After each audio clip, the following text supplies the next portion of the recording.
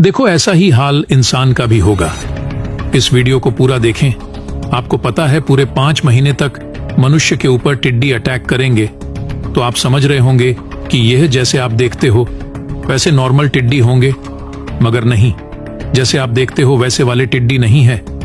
ये टिड्डी बहुत ही डेंजरस है। इसके बारे में पवित्र बाइबल क्या कहता है, हम पवित्र बाइबल में से देखते हैं। प्रकाशित वाक्य 9:7-11।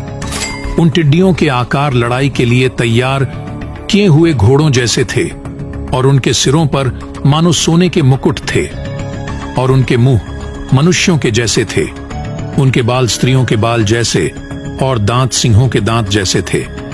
वे लोहे की सी झिलम पहिने थे, और उनके पंखों का शब्द ऐसा था जैसा रथों और बहुत से घोड़ों का जो लड़ाई में दौड़ते हों।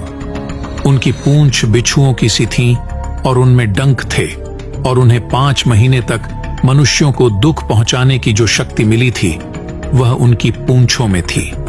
अथाह कुंड का दूत उन पर राजा था। उसका नाम इब्रानी में अबद्दोन और यूनानी में अपुल्लयोन है।